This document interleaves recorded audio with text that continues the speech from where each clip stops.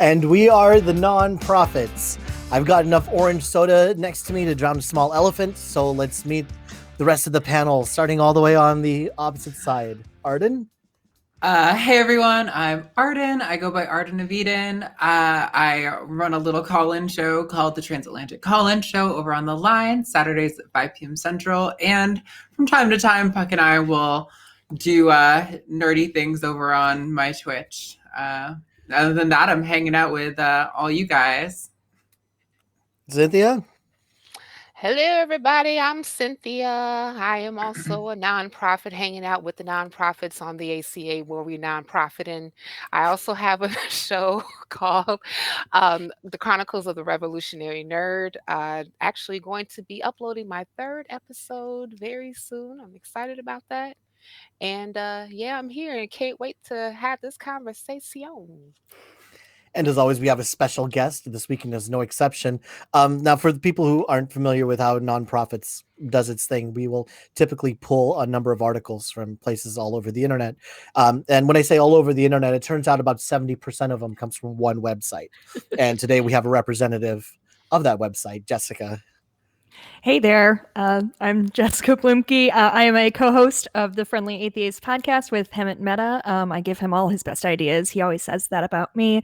I also have a podcast called Cooper Duper. It's all about Twin Peaks, and I do it with my husband, and it's very fun, less relevant, but I'm really excited to be here. I've been following the ACA for a long time, so thanks for having me. Punched my mic immediately.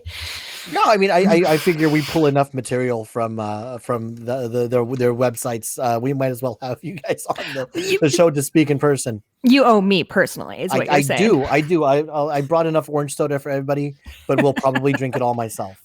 Okay. So we're gonna have a little fun today. Whenever someone plugs the show on any of the other fantastic shows put on by the atheist community of Austin, they always say that we have new hosts and new segments. Well, we try to bring you a new host every week, but we're a little lacking in showing you what segments we have. So today we're going to do all of them. Okay. So today we're going to listen to some shit internet apologists say on TikTok. We're going to go looking back at an important FFRF victory, watch a strange but true video about cow dung, see a Christian boarding school taking a step in the right direction, and end with a viewer email. Afterwards, we'll drop into a quiet little place and have a drink or two. And then I'll go and spoil it all by saying something stupid like, this show is a product of the ACA, a 501c3 nonprofit organization dedicated to the separation of religion and government and promoting positive atheism. If you haven't already done so, please subscribe to this channel and click on the like button below and set the notification bell on so you're always notified when a new episode premieres every Sunday at 3 p.m. Central. We are now over 8,000 subscribers. Once we hit 10,000 subscribers, we can start doing fundraisers. So if you haven't subscribed yet, you can help us get there by doing so now. Share this channel with your friends, family members, coworkers, that neighbor guy you don't really like, anyone and everyone. Let's get the word out there so we can start helping with those fundraisers. The ACA has a new YouTube channel. Check out the Atheist Experience Network, a one-stop shop for all your ACA shows in podcast form on one channel. Subscribe at tiny.cc/AEN podcast to listen to episodes of Nonprofits, The Atheist Experience, and all of our other ACA shows so you don't miss a single episode. Join our fan social media outlets. You can find most of the nonprofit hosts on the atheist community of Discord by going to tiny.cc/ACA Discord and on Facebook at facebook.com/groups/nonprofitslive. If you want to support the show, you can do so by becoming a nonprofit's patron at patreon.com/thenonprofits. Support the ACA by shopping at smile.amazon.com and selecting the Atheist Community of Austin as the beneficiary. If you find yourself already shopping at Amazon, be sure to use that link to help out the ACA. We sure appreciate it. We value your feedback. Tell us what you like, what you don't like in the comments, or email us at nonprofits@atheist-community.org. As with all of our shows, links to today's topics and the news we discuss are available in the description below. Feel free to pause this video, read the material yourself. Don't just take our word for it, but make sure you come back to hear our discussion. One of these days, I will actually have that memorized, and I won't have to look over to the screen on the side. I'm just going to give you the whole thing. 7 years ago, our forefathers came to this. But until then, until I get the teleprompter, which I found out is $800. So Ooh. let's let the segment Palooza begin with shit internet apologists say. Shit internet apologists say. I love those. Okay. So today we're not talking about so much specifically what they say, but where they're saying it. It turns out there's a rather robust population of Christians expressing their views on TikTok.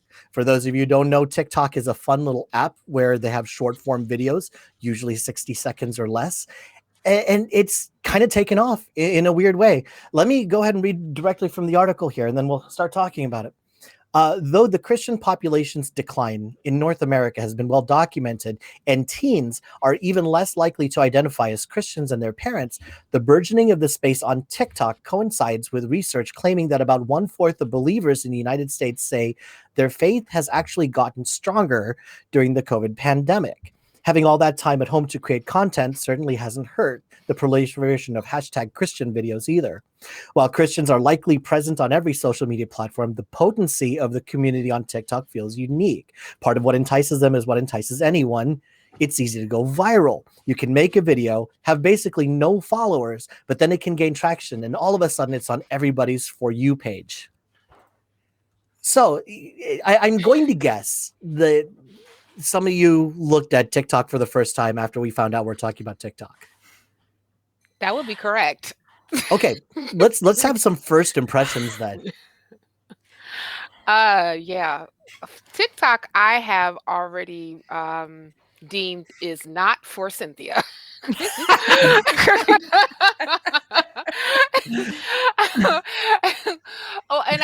And the reason why I say it so for, because I feel like this is an app more so for young people. It kind of reminds me a little bit of the Vine, if anybody remembers that, like, you know, where they had like those 45-second or less little videos that, and you know, people had that, you gonna do it for the Vine, I ain't gonna do it for the Vine, I ain't gonna do it type thing, you know what I'm saying? So like I feel like TikTok has kind of like entered into that space. And I know that like this particular article kind of prompted me to kind of dip my left, not my right toe, but my left toe in Christian TikTok, you know, just to get like, you know, a little context to content. And I was not disappointed. I just want to give you all a highlight of what I got the chance to watch. Please, you ready? please. Oh, great. Here we go. So one video I watched was a Christian TikToker who was showing how she was happy to be a child of God while baby twerking the scissor. That was great. Another one I watched. She was like baby twerking the scissor. Like It's I her was like, expression wow. of faith. Yeah, okay. Sure, let's go with that. I'm like, does your pastor know you baby twerking on TikTok to scissor, sis? I'm just saying. Another one I watched was like, you know, explaining how to identify Christ using Google as a concordance. That was great. Another I was watching was doing a prayer while using Benny Hinn worship music for emphasis. And anybody who was a former Christian, y'all know who Benny Hinn is. Another one I saw was like shaming these new trend of Christians where they were using their TikToks to highlight their outfit of the day, you know, hashtag OOTD, you know what I'm saying? Yeah, that was the thing. And then I got a chance to kind of dive into like, you know, some of the fallacious arguments comparing how not wearing masks can be compared to having a decision to have an abortion. That was great. So Yikes. that's why I have concluded TikTok. Arden, how did your field research go? So, I mean, I didn't look back into TikTok, but when Puck was up in Austin about a month ago, he sat me down and was like, you should get on TikTok because check out this crazy shit. So I was already aware that this sphere existed, but I guess I wasn't aware that anyone had risen to, it feels like the level of like prophecy, or not prophecy, of being a prophet with this, what's his name, Elijah Lamb fella.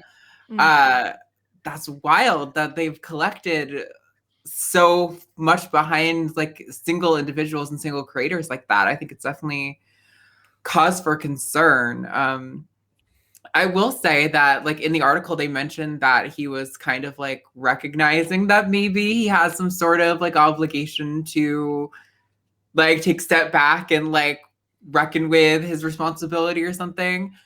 I don't know anything about the dude, so I like can't say whether he's doing a good job or whatever. But I mean, on the surface level evaluation, that sounds like a good thing.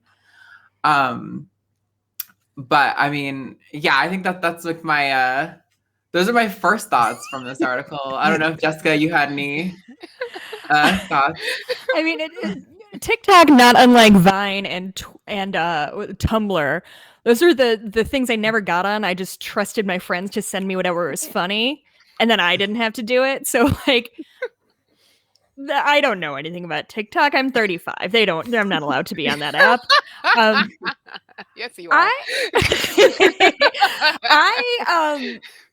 What do we think about like kids encouraging other kids to find God or whatever versus like a pastor sitting backwards in a chair being like, hey, you know what's real cool? Jesus. Like, to me, I would kind of rather the kids be sort of spreading their own weird stuff than like a creepy 45-year-old pastor like trying to connect with children, which is off-putting. I don't know. What do you all think? Okay, well let's go with that, because that was one of the things that I was a little bit concerned about, because TikTok, there's a number of minors who use it for putting out content of their own or just watching, right?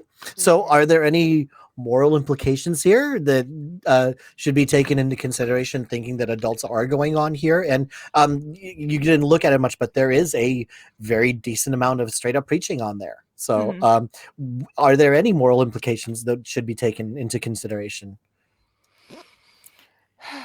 I mean, to me, it's just any platform, right? Like anything we do online is pretty much accessible by so many other people that this just feels like the logical next step of kids are doing this and kids are real excited about Jesus when they're 13 or whatever and want to like share the good news. It feels very like, of course this is happening. This feels like the right thing that's about to happen is Christian kids are going to take over TikTok and be dorks.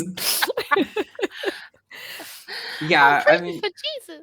It seems like it's definitely better that like kids who probably have or maybe, well, like again, I'm presuming because I'm also not plugged into the TikTok verse at all, but I'm assuming that these kids are probably slightly more progressive, less fundamentalist than maybe the 40-year-old preacher who's trying to convert people. I do think though it was interesting the comparison of this Lamb dude to Josh Harris, and like how like in recent years he's written new books and he's been dealing with like a lot of guilt and like trying to reckon with like what he has done to young Christian people from like his advocacy.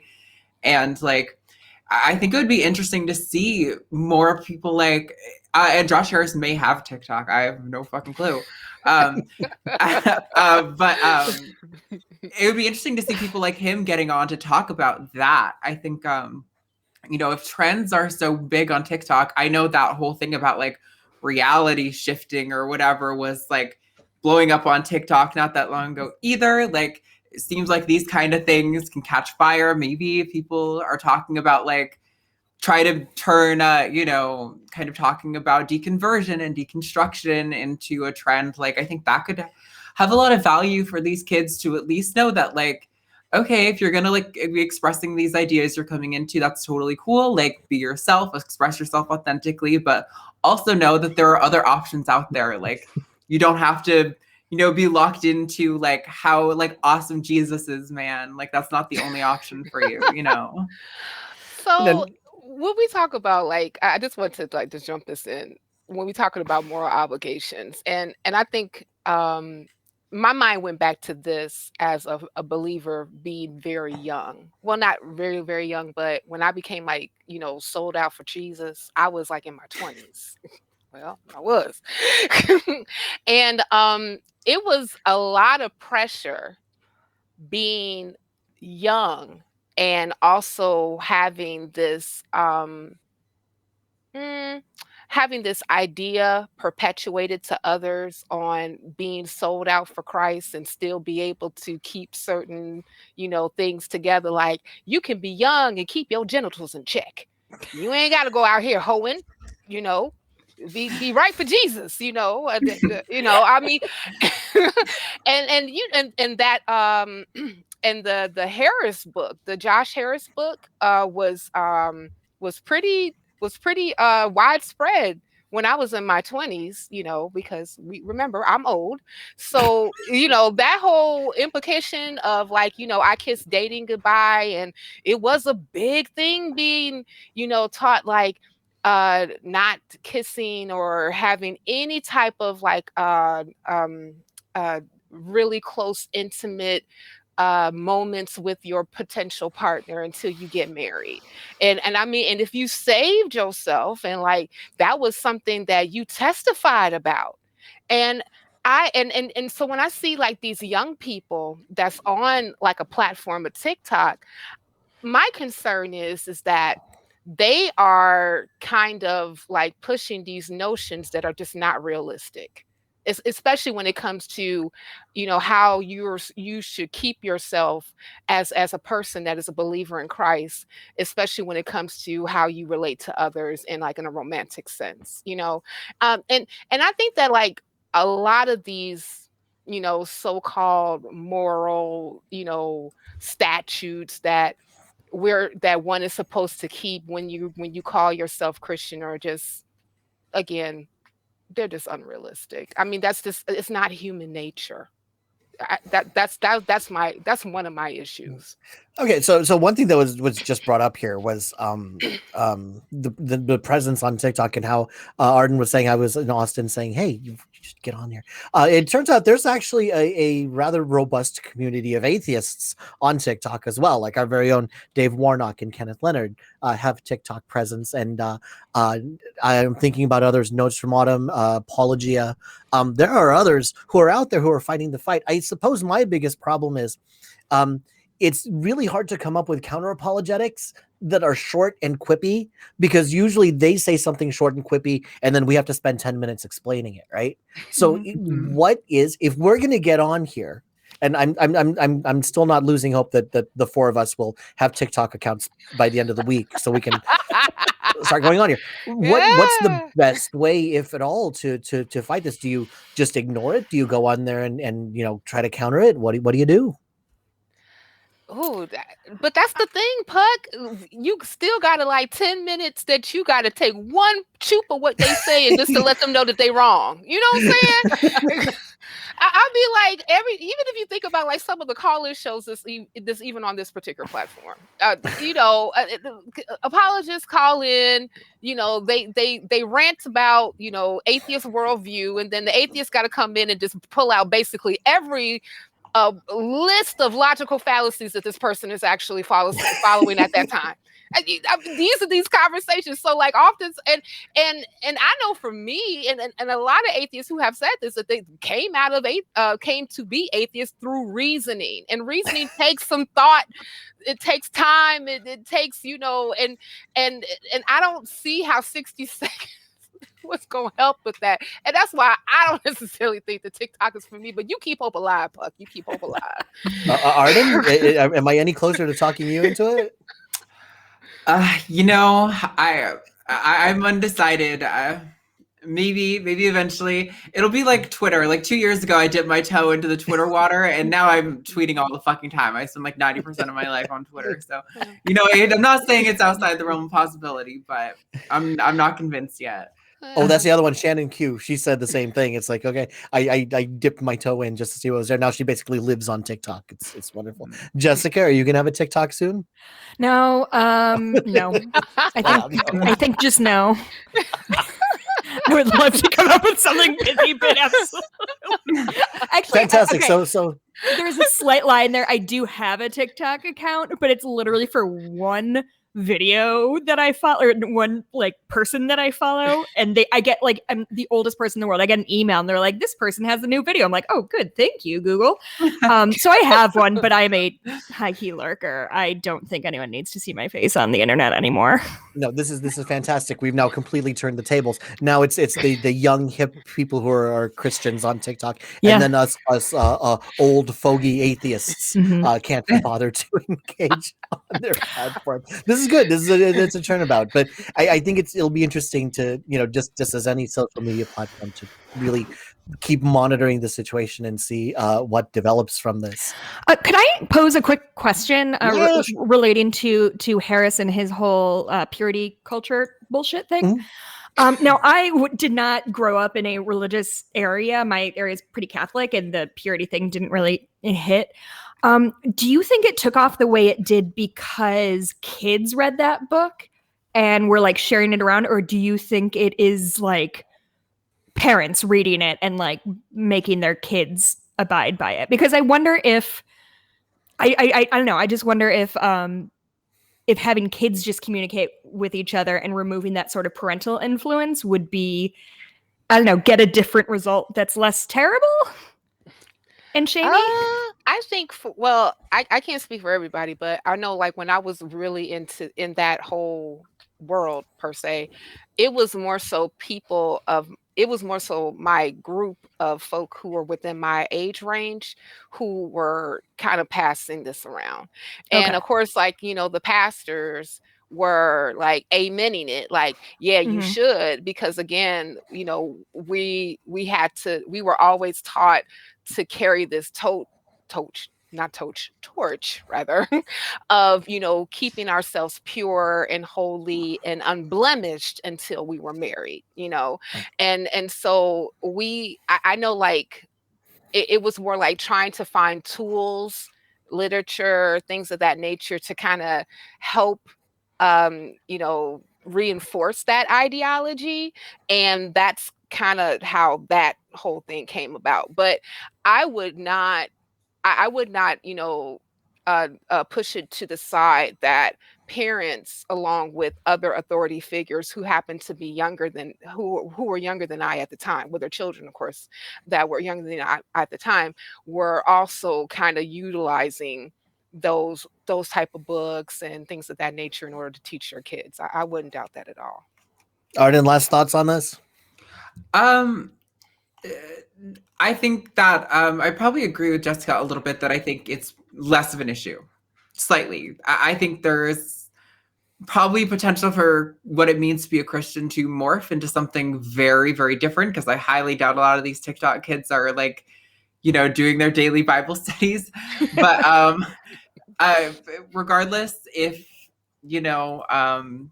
more kids are Christian, but they're like not imposing their shit on other people's lives, maybe it's a better outcome than fundy televangelists, taking thousands of dollars from your grandma. All right. Well, okay, let's move on to I usually do smooth segues, but since these are all segments, it's almost impossible to do so. So we're just going to move on to our next segment, Looking Back. Looking Back.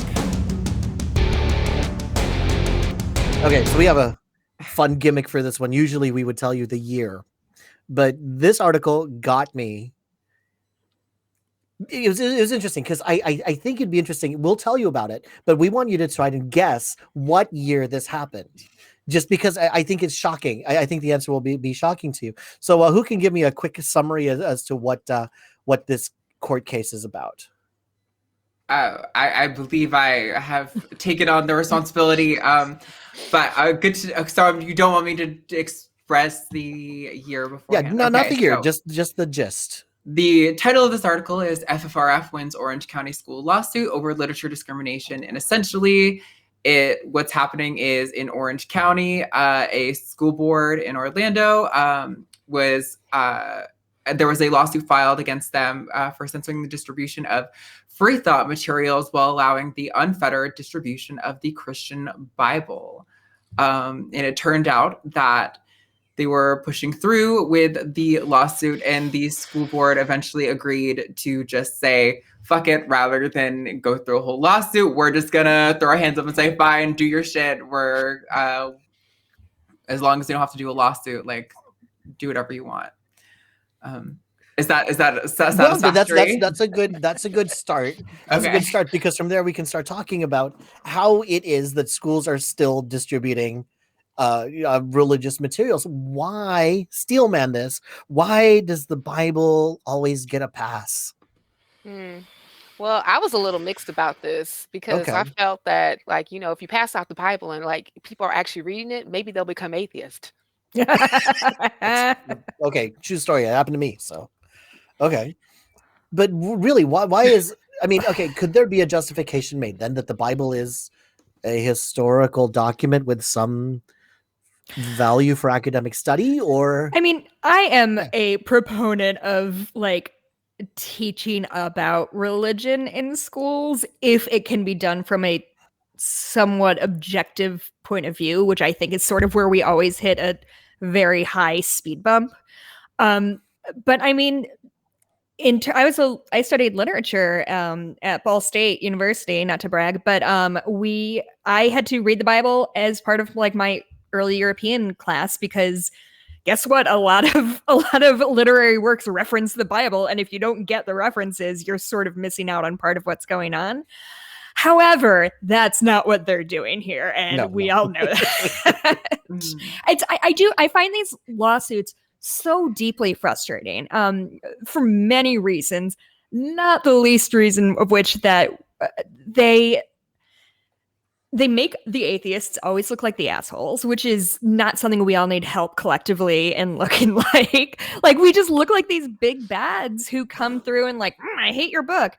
But the reality is, these lawsuits are so expensive, and it sucks that these school districts are losing money. Like, how their passion for spreading the good word so far eclipses their drive to provide good education for their kids, that they're willing to gamble tens of thousands of dollars and lose just for the chance that maybe they can put Bibles on tables in some parts of their school. It's the priorities of the religious right are consistently mind-blowing. Arden, first take. I mean, so like, I think I agree. I'm really frustrated that, like, you know, we talk all the time in like terms of politics about like funding for school districts and stuff, and it's crazy that we're going to spend money for a school district on litigating whether or not we can proselytize in schools versus being like, let's, you know, get better food for these kids, or let's get them like updated like textbooks or something along those lines. Textbooks that teach evolution, maybe. Right. Or like not to go too deep in early, because I know our audience is so fed up with the endless discussion of LGBT issues. But like, you know, when we're talking about LGBT rights, like we hear the religious right talking all the time about how we're trying to indoctrinate kids, and when we're in health class and we just tell them that sometimes people can be gay, sometimes people can be transgender, they're like, oh, they're trying to, you know, convert our kids to the gender ideology. And yet they're the ones who are willing to spend $80,000+ over pushing actual religious texts in schools. Like, it's really frustrating. And what I think is even more shocking is that I went on FFRF's website on their current ongoing cases, and there are like 7 cases, not all of which are like to do with schools or anything, but they're to do with just like instances of religious like groups or organizations or politicians or whoever crossing the line and trying to push their religious ideologies where it doesn't belong, where it's makes, you know, the common people, normal voters, people in society feel uncomfortable because they're like, hey, I don't ascribe to this belief system. So like, it's kind of weird that when I walk by the courthouse that I have to see this gigantic fucking monument of the 10 Commandments. Like, why are my tax dollars going to pay for shit like that? It's just amazing that they just never learn. They will constantly continue to do this and get swatted down because our Constitution is pretty clear about this kind of stuff. But they seem to think that they have some special privilege that other beliefs don't have. And I lived it, but I don't understand it. God gave him that privilege, Arden. That's what it was. Oh, yes, they're God-given rights. Well, and it feels like such kind of a cop-out in some ways and sort of redundant, but every time something like this happens, all you have to do is exchange Bible for Quran, and we all know how that would end up, right? Yeah. Like, it's just so frustrating when they're like, what? Everybody I've ever met was Christian, so I thought everybody in the world was Christian. Like, no, you simply must know that's not true, right? Yeah. Yeah, it's annoying. And then the thing about it is that even when they were, when they dropped the whole suit because, atheists got together and started bringing, doing counter pamphlets towards like, biblical teachings or whatever, or the Bible itself being distributed, they got upset. But I remember this part of the article when they were talking about the actual pamphlets themselves that they were distributing, that said the now permitted materials include a pamphlet that the district had previously prohibited because it argues that Jesus did not promote equality and social justice, and was not compassionate, was not reliable, and was not a good example. And other pamphlets that discussed what the Bible says about abortion, and which, according to the district, assert that God is hateful, arrogant, sexist, and cruel. And for those who want context, please read Matthew 10:35, Ephesians 7:5-7, and pretty much the Old Testament, the entire Old Testament. Spoiler alert, you ready? God's a dick. So anyway. So all right. Now, for those of you who have been listening to this and wondering how long it's been since the Orange County has been allowed to distribute religious materials, this shockingly only happened in 2015. This is recent. Yeah. And that kind of hits a little bit, because one of the things that I like to talk about is not just problems that we're having separating religion and government, but talking about we're making some progress. I want to also talk about the progress. Am I Pollyanna here? Am I hopelessly optimistic that a lot of work is being done? Or am I the only one who's shocked and thinking, wait a second, maybe we're not making as much progress as I think? Well, I kind of dived into the FFRF website too, Arden, and I agree with you that, even though I'm really happy that they are actually winning a lot of litigations when it comes to, to pushing separation between church and state, especially in schools, but the very fact that they're still pushing separation between church and state in schools specifically is highly problematic. I mean, we're in 2021. There is still ongoing litigations about this. I mean, we even covered some of these particular topics in shows past in Florida. What the fuck is going on with Florida? Oh, we're more than 2 minutes in, so I can say that, right? Oh no, Arden, you said it. Yeah, we blew that up. We good. Oh, okay, cool. So I wasn't the first one. I feel good now. But the thing about it is that I just don't understand. We already have organizations, i.e. churches, that are set up for you to teach this. Okay. You had these particular organizations forever. You even have schools that are, religiously based so that you can teach your religion to people who go there. They want to hear your shit. It should not be in schools, public schools specifically, where we are paying tax dollars in order to keep these things open. I mean, because for the simple fact of the matter is that we don't all believe the same way.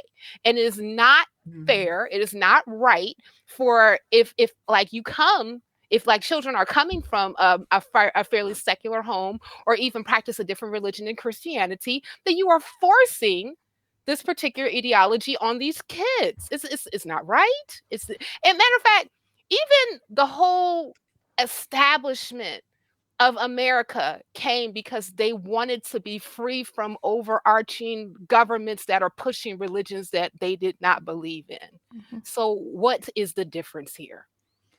And also, I think it's worth noting that it's Christianity, a major world religion. We've Yeah. heard of the Bible. We have seen your nice crosses all over the place. Like, nobody doesn't know who Jesus is at this point. So, like, Yeah. maybe you're not going to get 100% saturation. I'm sorry. That's just sort of the way it goes.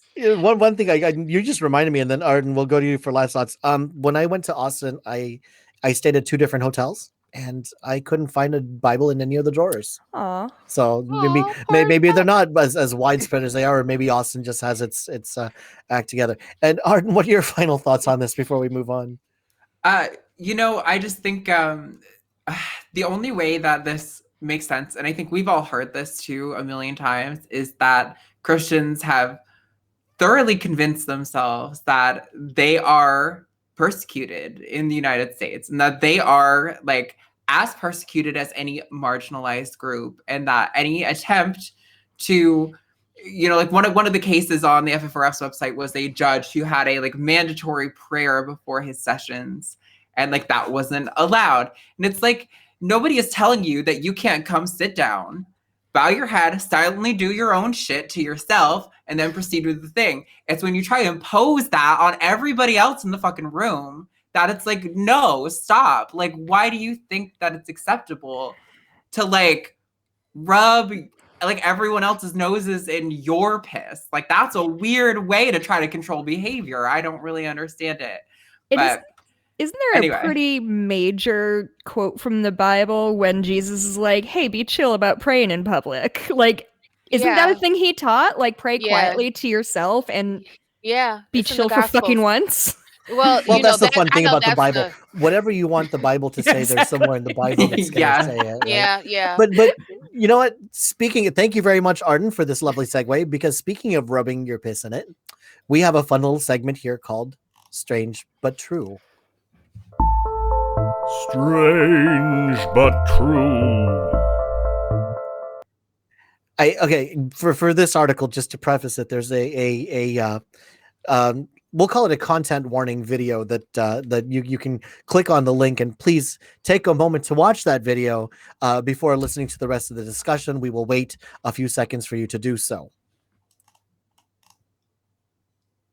Okay, Jessica, lead us into this. Oh, I thought Cynthia was doing Cynthia, I apologize. Cynthia. Yeah, she wow. full on fought me for it. Yeah, I'm fired. I Okay. did. You A conductor am I? Okay. Totally. Oh my gosh. What was I doing? I told you I wanted to do the bullshit article. So by all means, lead the bullshit article. Thank you. Oh, clutch my imaginary pearls. Disgust. So this particular article is entitled "Indian Doctors Warn Against Cow Dung as COVID Cure." And I'll just go ahead and just read the first couple of paragraphs. So doctors in India are warning against the practice of using cow dung in their belief it will ward off COVID-19, saying that there are no significant or scientific evidence for its effectiveness and that it risks spreading other diseases. And this is mostly attributed to the predominant religion of Hinduism, being cows are being sacred. And so supposedly this particular practice is pretty prevalent about actually mixing dung or shit with urine, spreading it all over your body, letting it dry, praying something from the Vedas, and then everything is okay. Is that a good summation? If you were imagining something in your mind as Cynthia was describing that, and I know that a number of our viewers are just listening to the show and may not be able to watch the video, I assure you that the video, whatever Cynthia described, does not do this justice. Exactly how immersed these believers are in their beliefs. I don't even. I'm trying to be delicate in how they say this, but they are just rumming it all over. I don't know. Someone take this from here, because I think I just threw up a little. Well, one of the things that I was actually, when I was reading this article, and one of the reasons why I wanted to kind of lead into it is because I was listening to a a segment on NPR that was talking specifically about how COVID-19 has really been very devastating, specifically in India. They're having a very hard time controlling the pandemic.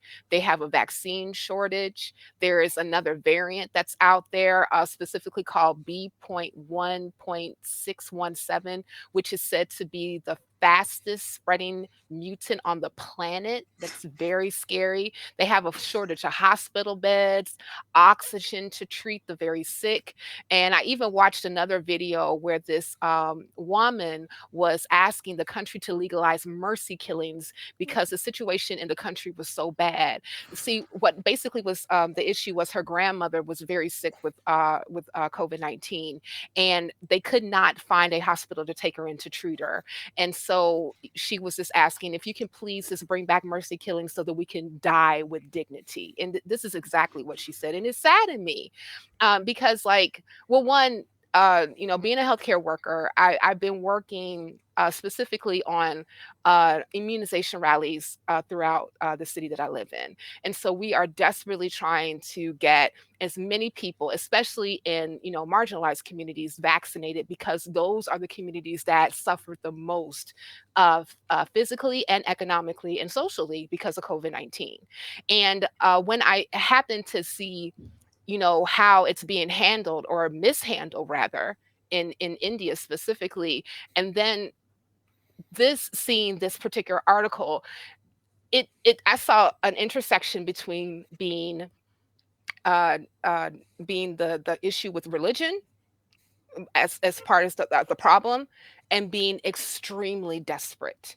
Because, at this particular juncture, they're utilizing something, from their own, Vedas, from their own belief system to help them give them hope because the situation in that country is so dire. Arden, what do you got on this? Yeah, I mean, Cynthia's just nailed it on the head. I know that there are like some concerns when it comes to vaccine distribution with like how new this technology is and like the potential for things to go wrong with like releasing the patent and like not being able to like train people who are developing the vaccine in like other places, like as like hand over hand with like how new this technology is. But I think clearly if we're seeing people, and I understand Cynthia saying that maybe this is like a cultural practice that is like a little bit deeper, but if people are so desperate, they're rubbing shit on their bodies, like it's time to fucking get the vaccine out. Like for better or for worse, they need access to like these treatments that are going to be life-saving for them. There's no room for justification anymore. Like the capitalistic greed of like, oh, but we have the patent, we want to keep that shit so we can like sell them a certain amount. That's over with. Like there are surplus of vaccines. The patents are like unprotected now. So I hope that in the near future that we see this start to take a turn. But I mean, it's very dire, and it just goes to show, like Cynthia said, I had the same thing in my notes. It's just how desperate these people are to avoid this disease that they're going to such lengths.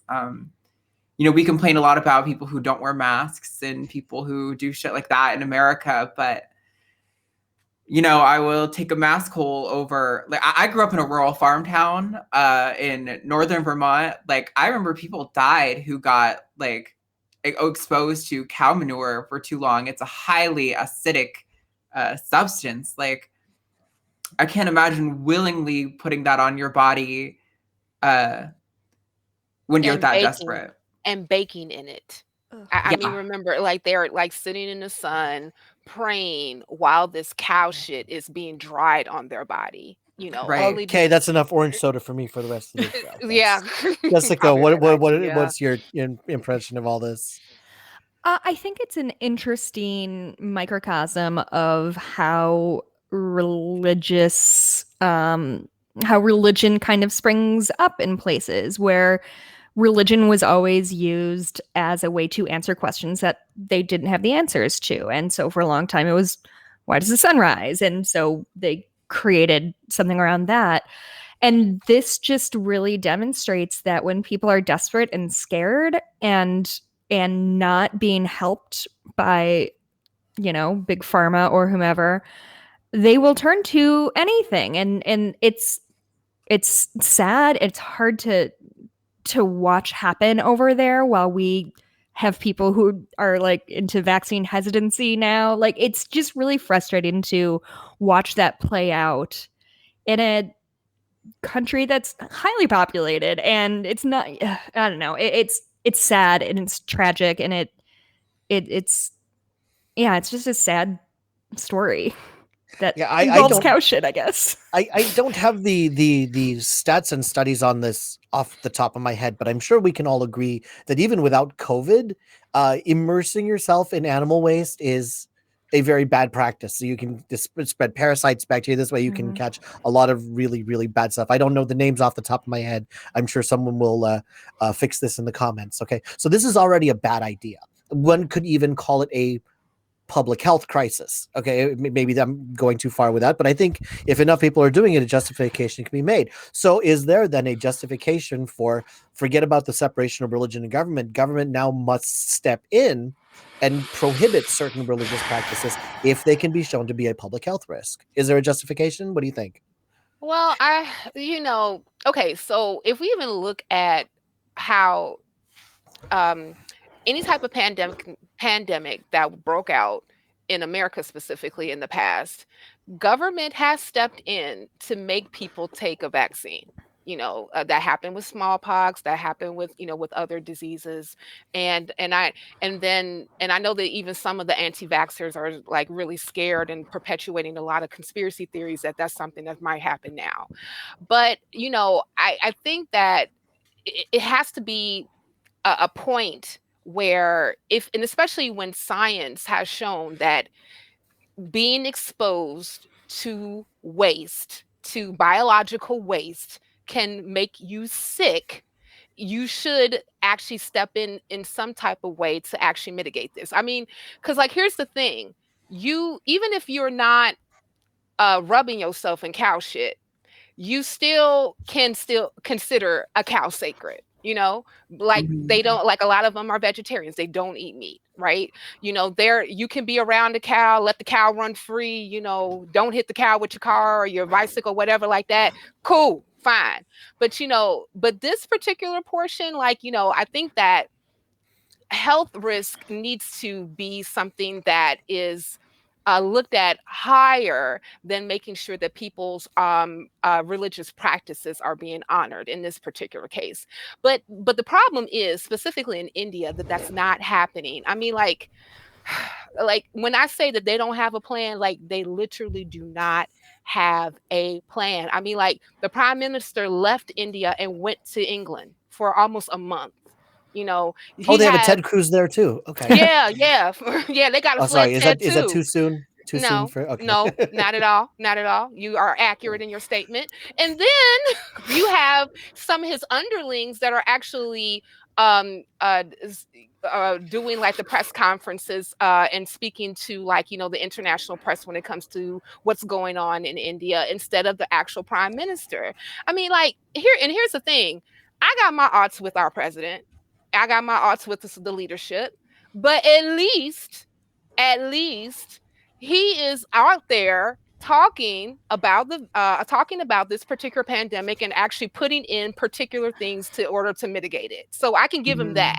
That's not happening there at all. And so it's not a stretch that this thing is taking off the way that it is in as much as it is. And it's very tragic.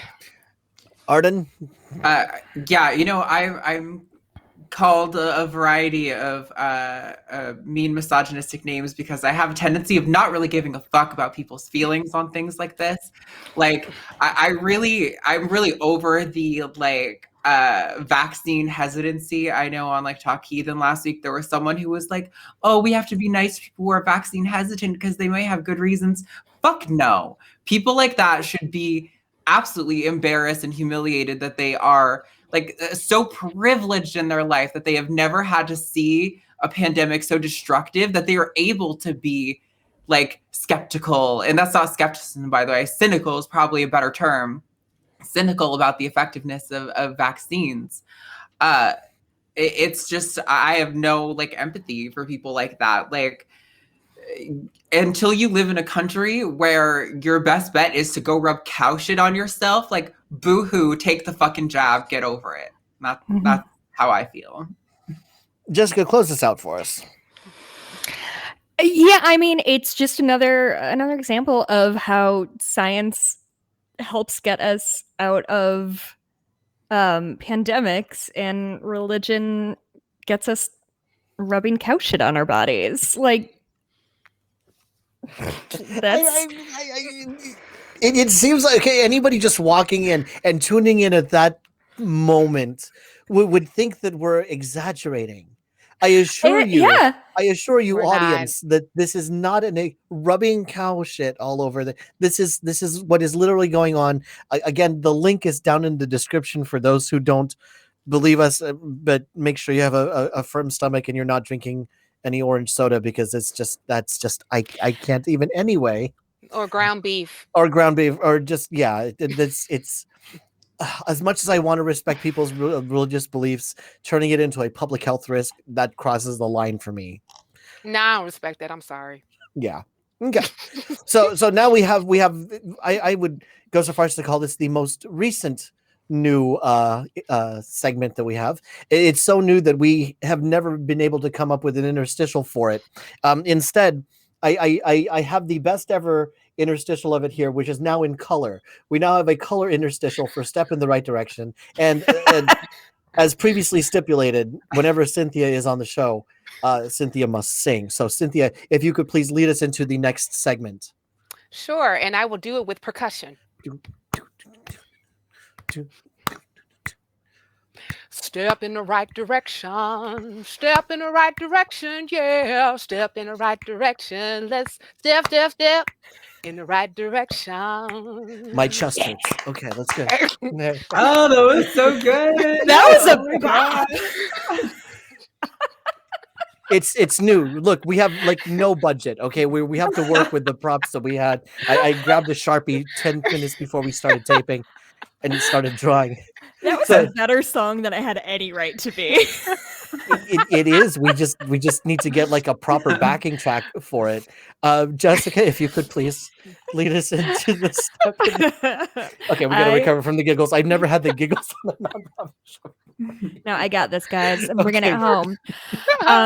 Stop giggling in my ears. I'm not looking at you. So we're in England, the Church of England, in fact. There's a chaplain who is going to sue a school because they fired him after he made anti-LGBTQ statements to his students. So it's a private school. It's called Trent College. It's near Nottingham, which, as we all know, is where Robin Hood is from. Apparently, this priest told students that they didn't have to, quote, accept an ideology they disagree with. He just, the guy's a monster. He thinks that gay people are gross and just decided to tell a bunch of kids. And the school was like, no, we're good on that front, and shit canned him, which is cool. But now he's going to sue because why not? He thinks he has the right to trash an entire marginalized group of people. So I see no problem here. But it's good news, right? Like, we usually hear the flip side of this, that like a Catholic school fired everybody's favorite math teacher because they found out she was queer or whatever. So like, cool, I guess. And right? that's why this is good news, right? Yeah, that's why I put this article under Step in the Right Direction, because this is a Christian boarding school that is firing their chaplain for anti-LGBT sentiments. Mm-hmm. I think that's, I never would have thought that I'd see this article. So I'm really happy that it is here. Arden, what you got? I mean, like, I see that Jessica in the notes has put the same thing of me, which is like the biggest thing that I had an issue with was this like quote that Randall, the chaplain, made of saying that like if someone has every right to not believe in the LGBT ideology, as they would have a right to not believe in Brexit or Islam, which is just the most absurd equivalency, because like you don't choose being LGBT. It's not something anyone has a choice in. So I don't know what ideology he's referring to. The ideology that people who don't have a choice in things should be treated like human beings. Like, well, and he's also equating just not outwardly being cruel to the LGBTQ community to somebody actively joining a religion. Those are extremely different. For one, all you have to do is not be a dick for fucking once. And the other one, I think you have to get baptized or something. Yeah, something fire next time, some shit. So, and you know, like, I'm not really shocked that this happened. And reason being is because I often tell people, like, I was raised Episcopal, which is the bastard child of the Anglicans, and next to the Methodists, actually, as far as like mainline denominations, they were actually more accepting of LGBTQ people actually serving openly as ministers or other portions of the church. So I'm not shocked, and I'm glad that they did get rid of this guy. But one of the things I really wish, and I put this in my notes, I really Christians, can we talk? Hold on, am I my camera? Can we talk, Christians? Can we talk?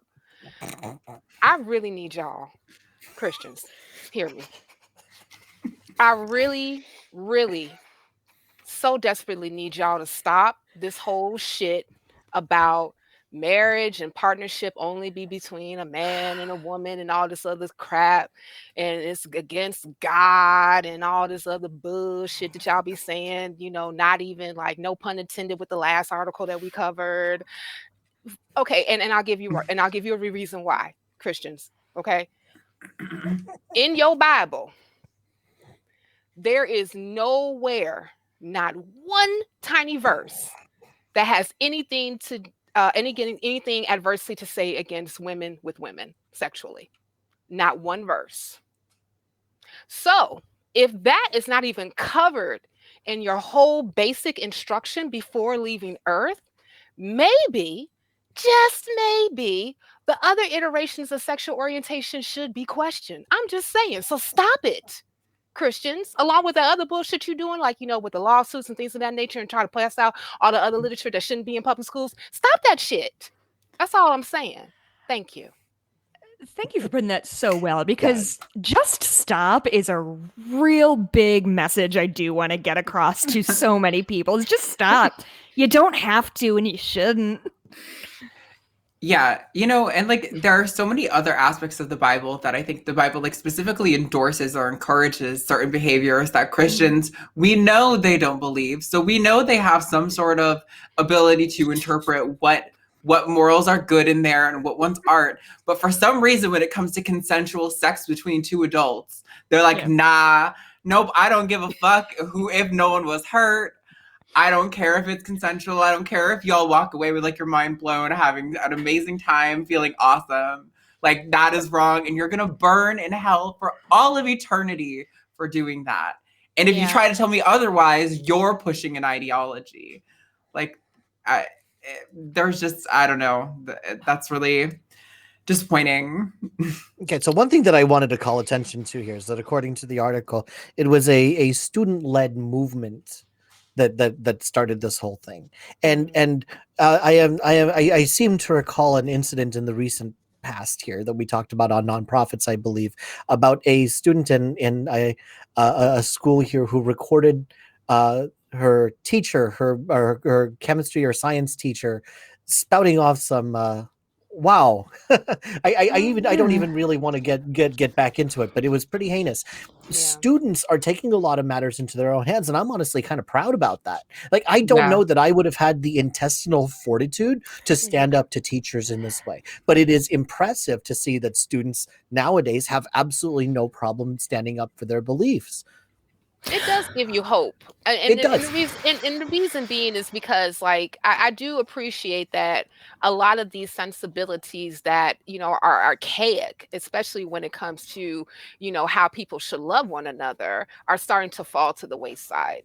And I also do not accept this whole notion that some people try to push that, LGBTQ sensibilities, idea, or what have you, are being propagandized or marketed, to the masses in order to turn everybody. That's bullshit. Just because it kind of reminds me when back in the day you start to see more Black people on television, and all of a sudden everybody's saying that television is turning into a jungle. Like, no, you just actually realize that Black people exist. Same thing here. Same thing here. People who are of this particular sensibility, who belong to this community, they exist, and they should have shine. They should be accepted too, because there's nothing wrong with it. It's nothing. There's nothing that says that is. Oh my God, I can't even get my damn words right because it makes me so upset. But because there's nothing scientific that actually backs up that any of these, being queer, being trans, being any of this, is wrong. Nothing, and I just, and again, y'all stop it. That's all I can say. Shit. Okay, so one thing that we like to do here on Nonprofits, Jessica, is we like to solve all the world's problems in 15 minutes or less. Finally. So one of the things here that got to me is the talking point on the opposite side. If you read the Christian news on this, is that one of the biggest problems that they had was that the chaplain was reported to an anti-terrorist organization. Okay. Yeah, I did see that. That's weird, huh? So let's talk about this. Is there a point, and if so, what is the point where anti-LGBT rhetoric could be considered a terrorist action?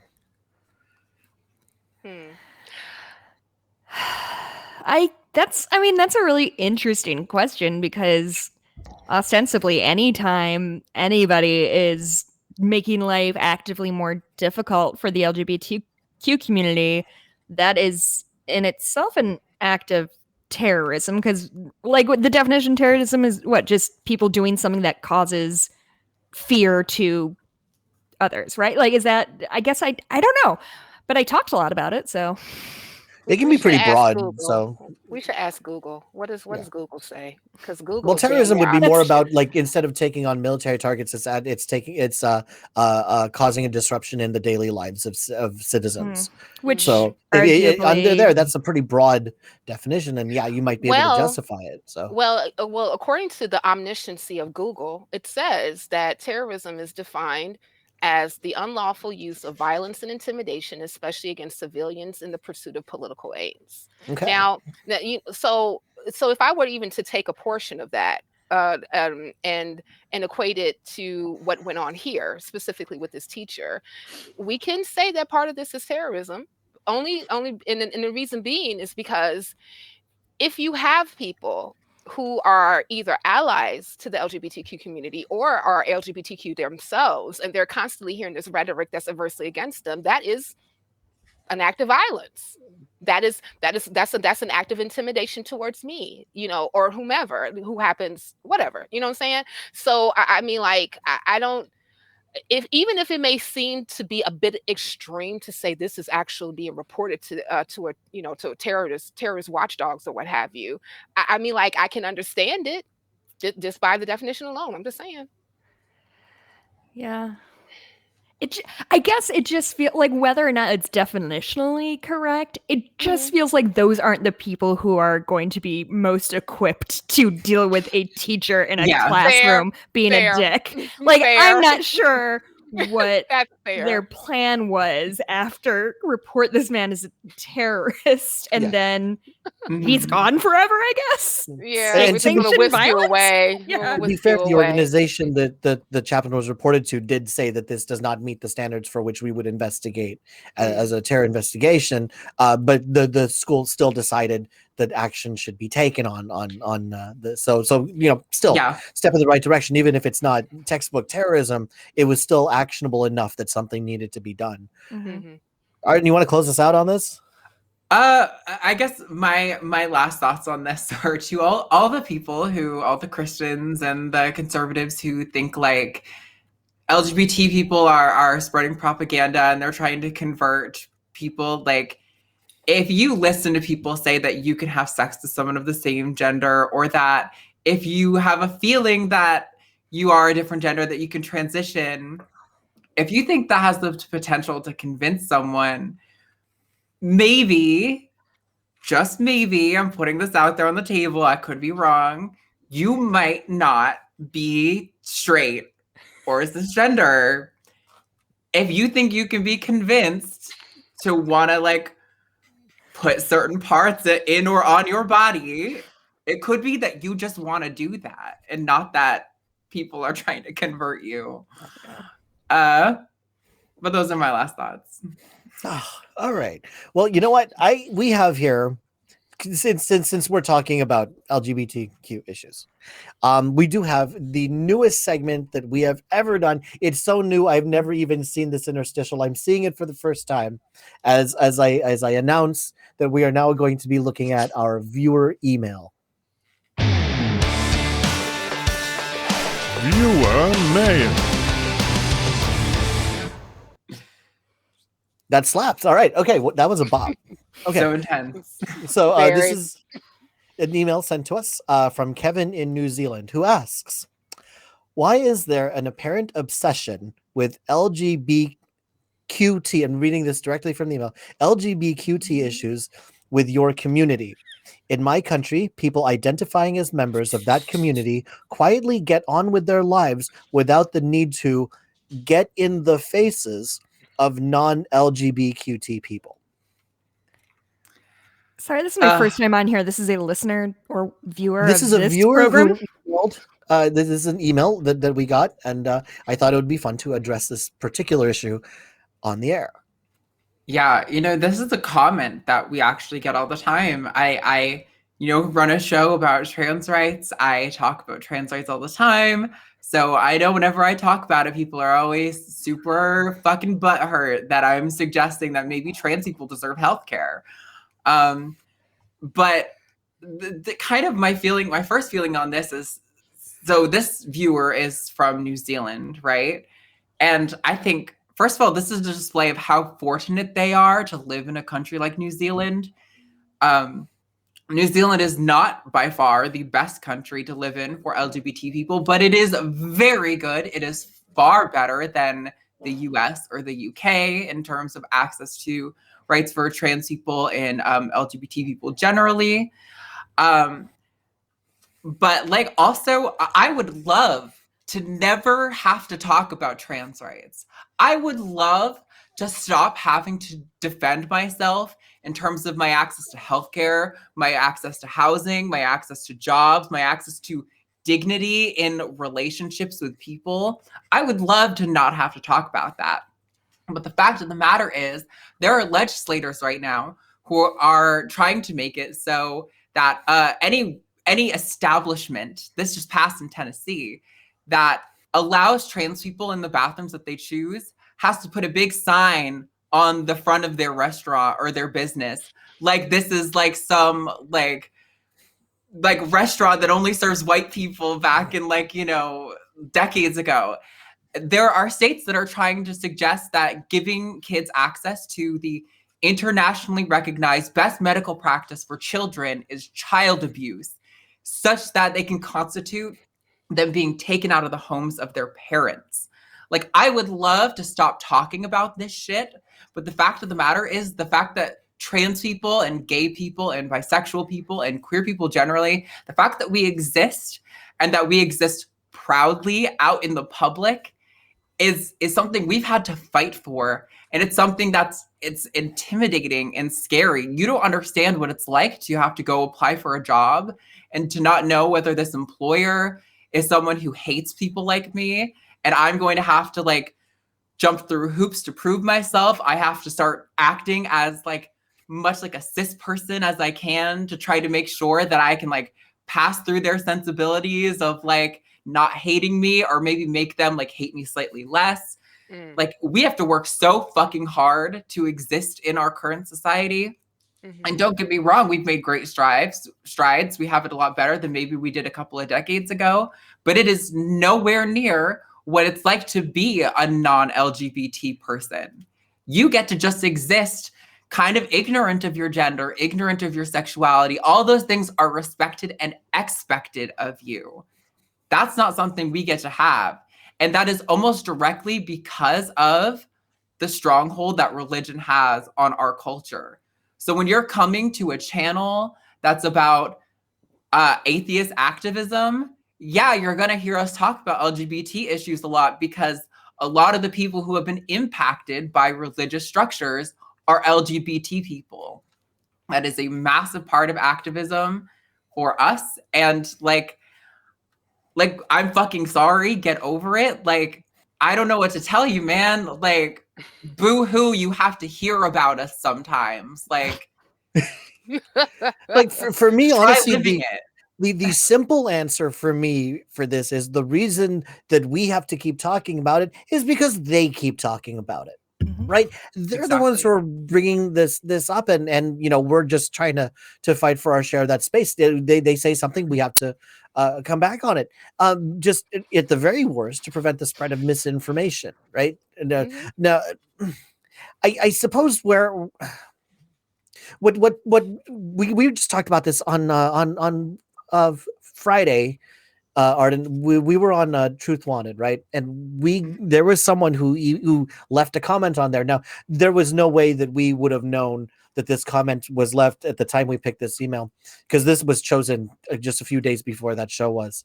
But it is almost word for word what they're saying here. And someone said, why is it every time I turn on an atheist show, it's about trans issues? Well, and then I had to push back on that, because on Truth Wanted, you were the first guest this year who was a trans activist.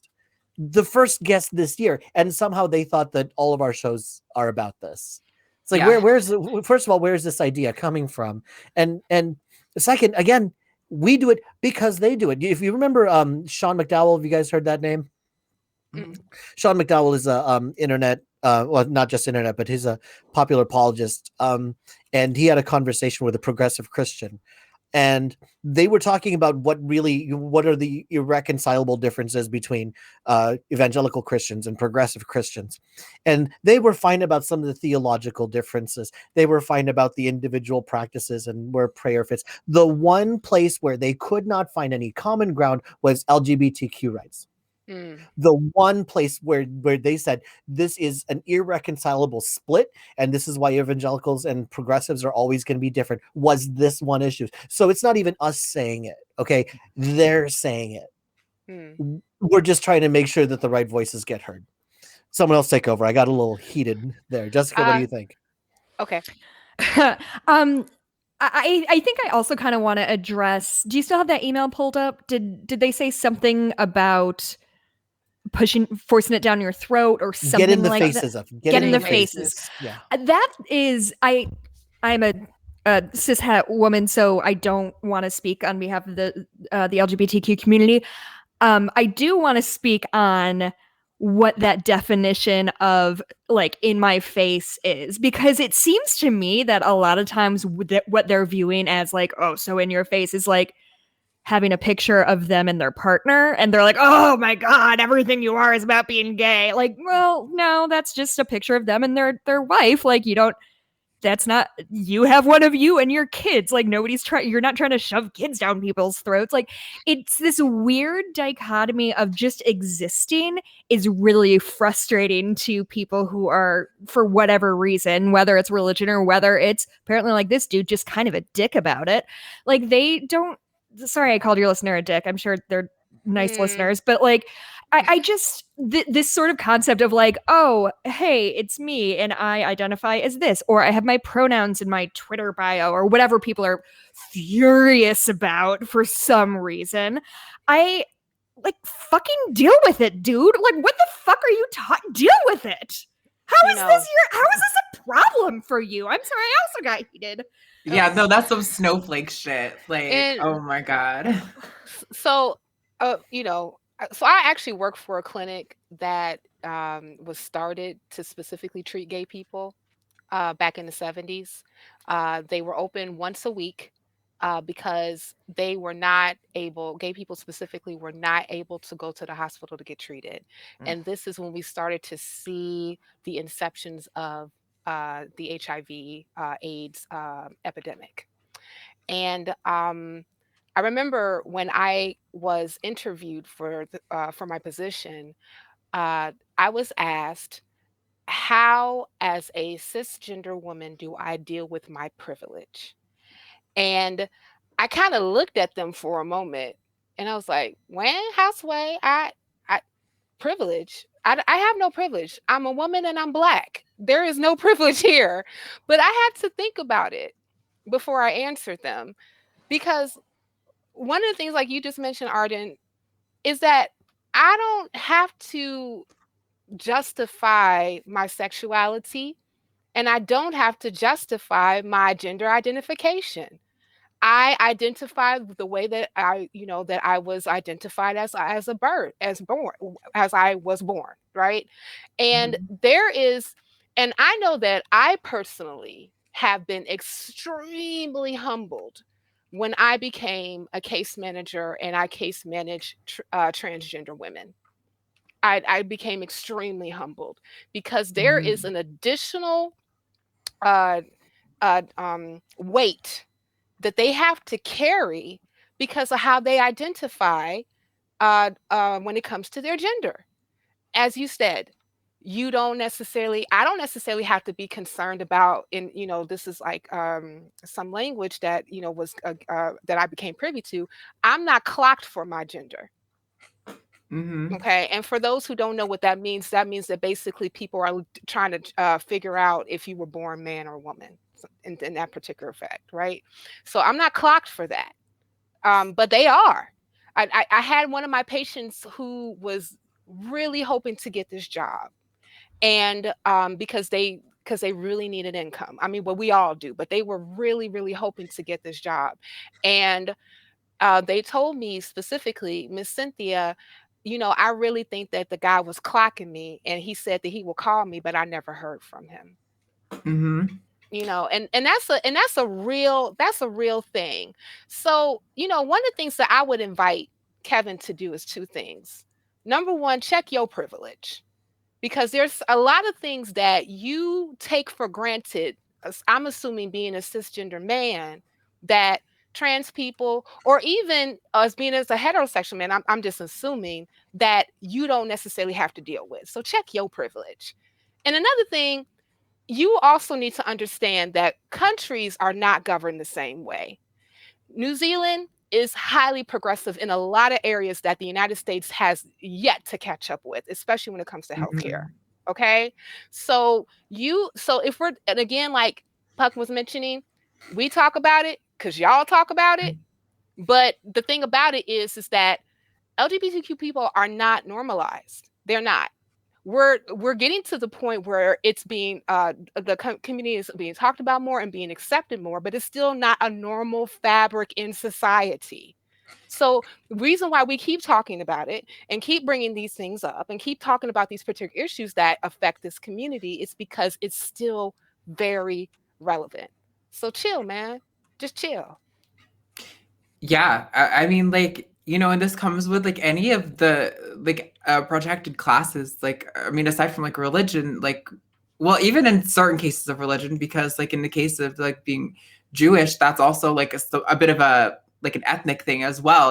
These things that you can't change about yourself, that are these like immutable characteristics that you have literally no choice over, that people literally hate you for. Like, people literally look at you with disgust. You can, if you go watch Truth Wandered from this past Friday, the very first caller was saying how they felt really guilty because they were at the grocery store and they saw someone who they could tell was a trans woman.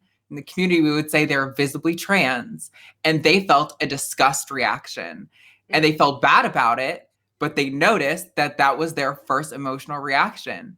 And that's not like, there's no biological reason that you have a disgust reaction to trans people. That is something that gets conditioned from how society has told you to feel about trans people. That's right. And that's nobody's fault, but that is something that means that we should work to undo, because that impacts our lives. That impacts how we interact with society.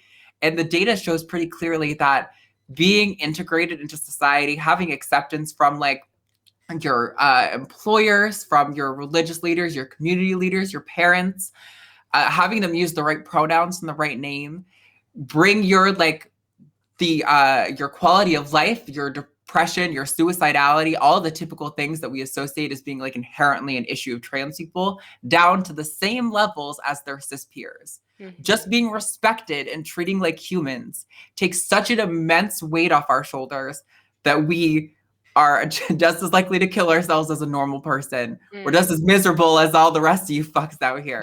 Like I understand when you're not used to seeing it, how it can feel that way. And I have empathy with the innate reactions that you might have to these topics, but understand that society is this way pretty much because of religion. And so when you're coming on to topics, to shows about atheist activism, heaven forbid if you hear us talk about things that pertain to religious discrimination and religious indoctrination. Well, we are sadly coming up to the end of the show, but we had a lot of wonderful topics and wonderful conversations. Jessica, what did you think of your first ever episode of Nonprofits? I had so much fun. A+ rants, everybody. I'm really into it. Thank you for having me on. It was great. Any last minute thoughts on today's topics? Yeah, probably avoid cow shit in general. It is rank. And bovine urine is nothing to fuck with either. But yeah, I think that's a pretty good life lesson. If you take nothing else from this. Maybe if we end the episode talking about cow dung, they won't think that we're always talking about LGBT issues. Cynthia, what's your big takeaway from today? Well, I agree with Jessica. Don't rub yourself in cow shit. Don't do that shit. Don't do that. I'm just saying that's not good for you. And, I think that the overall theme, if we're going to actually assign it to this specific episode and episodes going forward, and even the ones behind, just treat people with dignity and respect. Be a good neighbor. Stop being dicks. And that's all I have to say. Arden, close us out here. Yeah, I mean, I don't know. I think these two just nailed it on the head. I co-sign everything they said.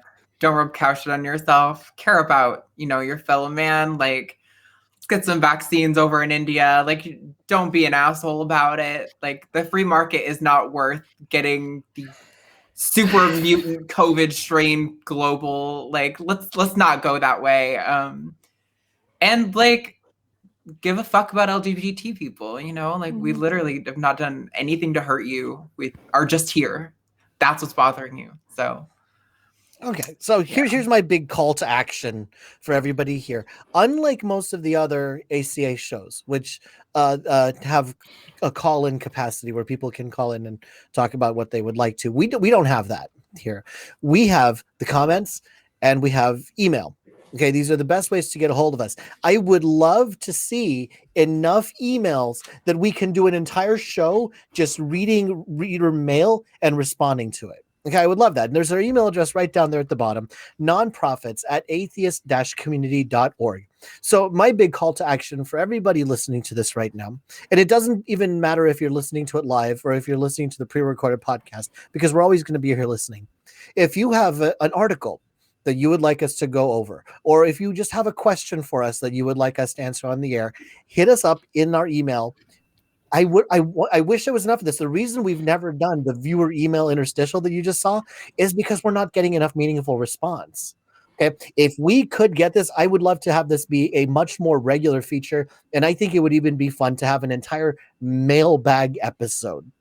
Okay.